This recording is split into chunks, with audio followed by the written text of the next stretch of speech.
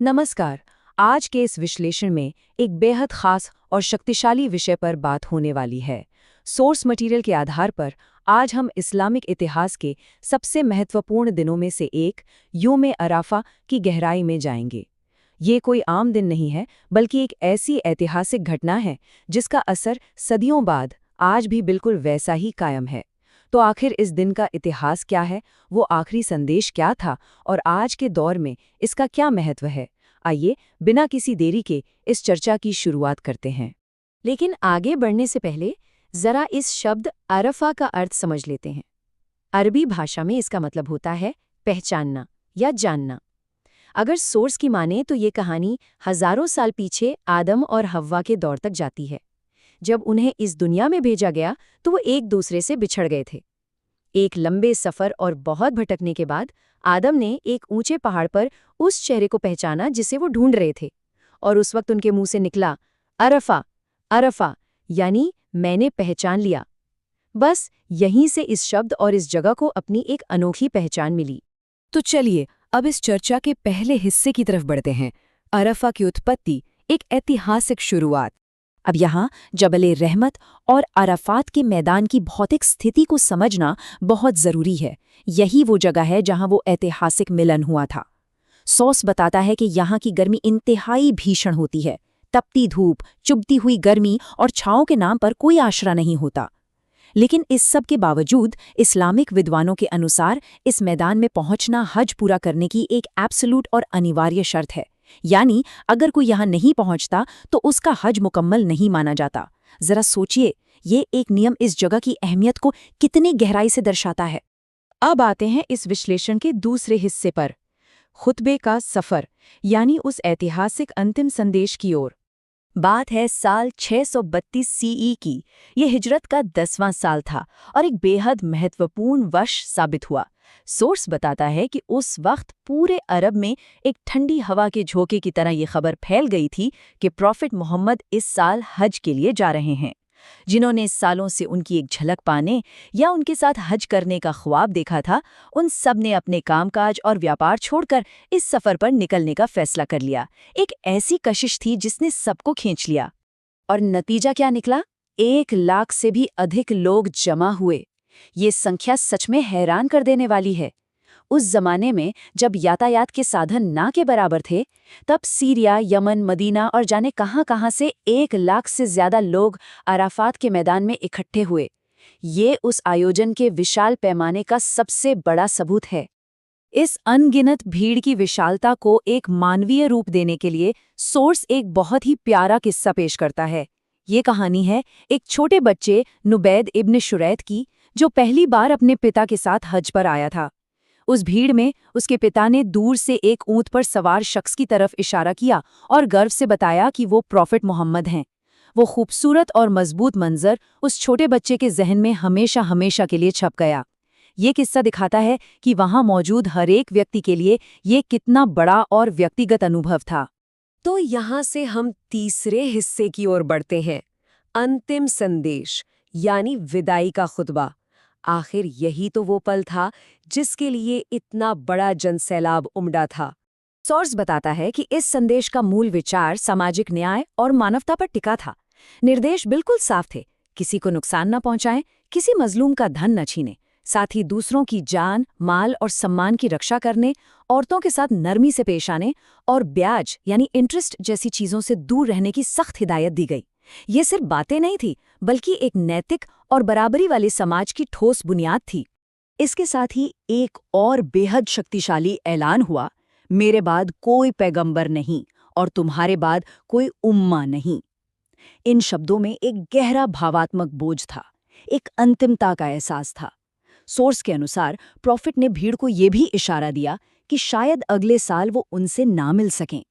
इस एक बात ने वहां मौजूद लोगों को आश्चर्य और एक गहरी सोच में डाल दिया। इस संदेश में कुछ बिल्कुल स्पष्ट धार्मिक और व्यवहारिक नियम भी शामिल थे। दिन में 5 वक्त की प्रार्थना करना, रमज़ान में उपवास रखना, खुशी से ज़कात देना, हज करना और शासकों की बात मानना। सोर्स बताता है कि लोगों से सीधे तौर पर कहा गया था कि इन बातों पर अमल करने से ही स्वर्ग का रास्ता खुलेगा। बहुत ही सीधे और स्पष्ट नियम जो उस भीड़ के लिए छोड़े गए। और फिर एक बेहद नाटकीय पल आया। एक सवाल पूछा गया, जब तुमसे मेरे बारे में पूछा जाएगा तो तुम उस दिन क्या जवाब दोगे? जवाब में उस पूरे जनसैलाब की आवाज एक साथ गूंजी कि उन्होंने अल्लाह का संदेश उन तक पहुंचा दिया है। बस इसके बाद उन्होंने आसमान की तरफ उंगली उठाकर ईश्वर को इस बात का गवाह बनाया। ये दृश्य सच में किसी के भी रोंगटे खड़े कर दे। चलिए आगे बढ़ते हैं भाग 4 की तरफ, प्रार्थना का दिन। इन ऐतिहासिक शब्दों के बाद देखते हैं कि उस दोपहर आखिर क्या हुआ। एक बार उस मंजर की कल्पना कीजिए, तपती धूप और भीषण गर्मी का वक्त। ज़ुहर और असर की नमाज एक साथ पढ़ने के बाद आसमान की तरफ उठे हुए हाथ लगातार शाम तक दुआओं में उठे रहे। सोर्स बताता है कि दोपहर गुजर गई, शाम आ गई, लेकिन उनके हाथ नीचे नहीं आए। ये उस सहन शक्ति का अनूठा प्रदर्शन था जो उस दिन उस मैदान में मौजूद लोगों ने देखा। अब ऐसी कड़ी धूप में लगातार प्रार्थना करते देखकर लोगों को लगा कि शायद उन्होंने उपवास रखा है। ये एक व्यावहारिक उलझन थी। तभी मैमूना आरए ने भीड़ के जरिए एक प्याला दूध भेजा। प्रॉफिट ने सबके सामने एक हाथ उठाए हुए उस दूध को पिया। ये इसलिए था ताकि सबको ये नियम स्पष्ट हो सके कि जो तीर्थयात्री अरफात के मैदान में हैं उनके लिए इस दिन उपवास रखने की अनुमति नहीं है। बिना एक शब्द कहे सिर्फ एक अमल से इतना बड़ा नियम समझा दिया गया। और इसी दिन एक और ऐतिहासिक घटना हुई। सोर्स कहता है कि कुरान की सूरा अल मायदा की आखिरी आयतें इसी दिन उतारी गईं, जिसका अर्थ था, आज मैंने तुम्हारे लिए तुम्हारे धर्म को मुकम्मल कर दिया है और अपनी नेमतें तुम पर पूरी कर दी हैं। ये सुनकर भीड़ में मौजूद सैकड़ों लोग खुशी से झूम उठे, क्योंकि ये उनके विश्वास और धर्म की पूर्णता का सबसे बड़ा प्रतीक था।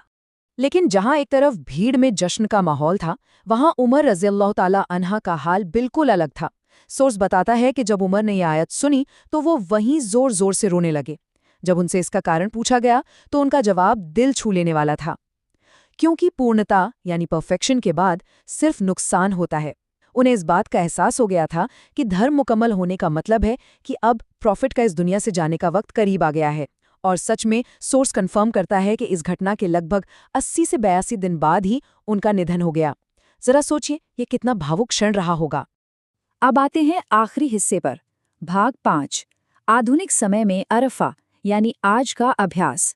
इन तमाम ऐतिहासिक बातों को समझने के बाद आइए देखते हैं कि वर्तमान में इसका क्या स्वरूप है। आज के समय में हम यहाँ एक गहरी तुलना देख सकते हैं।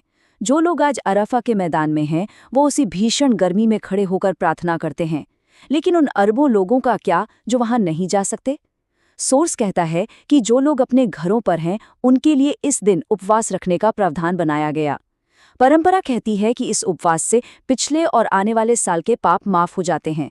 ये साफ दर्शाता है कि अलग अलग स्थानों पर होते हुए भी लोग एक ही भावना और मकसद से कैसे जुड़े हुए हैं। इसी कड़ी में एक और शब्द सामने आता है, तारीफ। ये असर से मगरिब के बीच स्थानीय मस्जिदों में इकट्ठा होकर बिल्कुल वैसी ही प्रार्थना करने का अभ्यास है जैसा अरफात में होता है। सोर्स के मुताबिक इसकी शुरुआत ऐतिहासिक रूप से इब्न अब्बास ने बसरा में की थी। ये इस बात का प्रतीक है कि जो लोग वहां नहीं हैं, वो भी उस आत्मिक समर्पण और क्षमा मांगने के जज्बे को अपने स्थानीय स्तर पर फिजिकल रूप से अमल में लाने की कोशिश करते हैं। इन सभी तथ्यों पर गौर करने के बाद सोर्स एक बहुत ही दार्शनिक विचार हमारे सामने रखता है। अरफा सिर्फ सऊदी अरबिया का एक मैदान नहीं है, ये एक फीलिंग है, एक गहरा एहसास है। ये ठीक वही एहसास है जब एडम ने अपनी तौबा को पहचाना था। अगर अरफा पहचान और क्षमा की एक अवस्था है, तो जब हमारे आत्मचिंतन का वक्त आएगा, तब हमारा जवाब क्या होगा? ये एक बेहद गहरा और सोचने पर मजबूर कर देने वाला प्रश्न है, जिसने इतिहास को आज के वक्त से जोड़ दिया है। आज के इस विश्लेषण में बस इतना ही। उम्मीद है कि इस चर्चा से अरफा के इस विषय को समझने में एक नया नजरिया मिला होगा।